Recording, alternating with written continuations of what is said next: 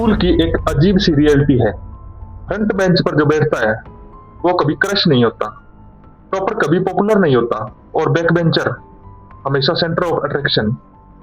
पर आज एक रियलिस्टिक सवाल पूछते हैं, क्या टॉपर बोरिंग होते हैं? So hello and welcome to my channel my dear friends. I am Sandeep Khanna. मैं अपने स्कूल टाइम का ब्रिलियंट स्टूडेंट था। हर टाइम स्टडी, हर क्लास में टॉप करना।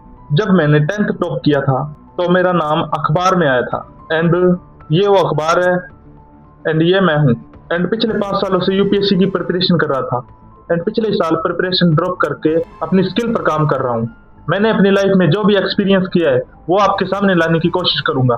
तो चलिए शुरू करते हैं फर्स्ट पॉइंट से। स्कूल में आपने कभी नोटिस किया, जो लाउड होता है, फनी होता है, रिस्क लेता है, वो ऑटोमेटिकली कूल लगता है। फैशन क्या बोलता है? Confidence equal to style, visibility equal to attraction, energy equal to presence.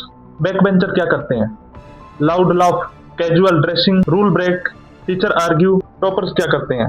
Silent, no loud speaking, no attention seeking, eye contact भी कम। ह्यूमन ब्रेन की ये साइकोलॉजी है कि जो विजिबल है वो अट्रैक्टिव होगा एंड जो साइलेंट होगा वो बोरिंग। अब आते हैं सेकंड पॉइंट पर, जो कि है हिडन साइड ऑफ टॉपर्स। क्या किसी ने फ्रंट बेंच को जूम करके देखा है? वहां एक लड़का या लड़की होती है जो हर सेकंड खुद को प्रूव कर रहा होता है या कर रही होती है। उसके लिए स्कूल सिर्फ स्कूल नहीं होता, वो एक बैटल ग्राउंड होता है। उनके दिमाग में चल रहा होता है कि अगर मार्क्स कम आए तो लोग क्या कहेंगे, मम्मी पापा का ट्रस्ट टूट गया तो। फैशन, स्टाइल, लुक्स उनके लिए सब लग्जरी है। वो अपनी आइडेंटिटी बना रहे होते हैं और क्लास स्टूडेंट उन्हें जज कर रहे होते हैं क्योंकि वो इंटरेस्टिंग नहीं लगते। अब आते हैं थर्ड पॉइंट पर, जो कि है ब्यूटी इंडस्ट्री का truth. Fashion and beauty industry क्या सिखाती है? Stand out, be noticed, be different, be bold. लेकिन स्कूल सिस्टम क्या सिखाता है? Sit straight, follow rules, don't talk, don't stand out. इसलिए टॉपर बोरिंग नहीं होता, वो सिर्फ सिस्टम फॉलो कर रहा होता है एंड अपने लो विजिबिलिटी मोड में होता है।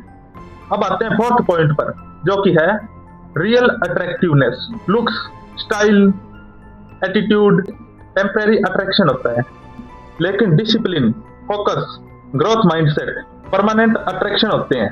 बैक बेंचर्स का चार्म ओनली स्कूल टाइम तक होता है, फ्रंट बेंच की वैल्यू लाइफ टाइम तक होती है। जब स्कूल खत्म होते हैं तब गेम रिवर्स होता है।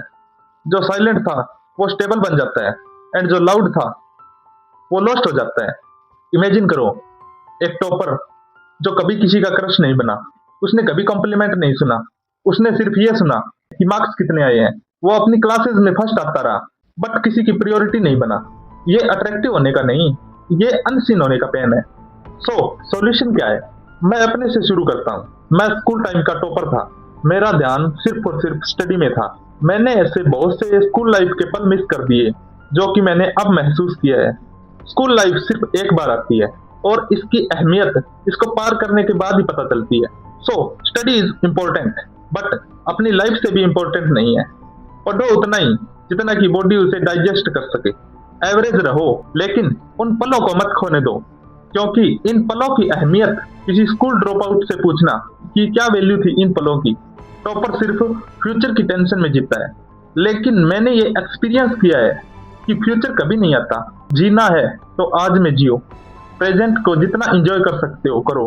वीडियो को एंड करते हैं, तो कमेंट करो तुम फ्रंट बेंचर हो या बैक बेंचर, या अपने स्कूल टाइम में टॉपर थे या नालायक। एंड पार्ट 2 चाहिए तो सब्सक्राइब करो। Next topic is why back benchers feel attractive.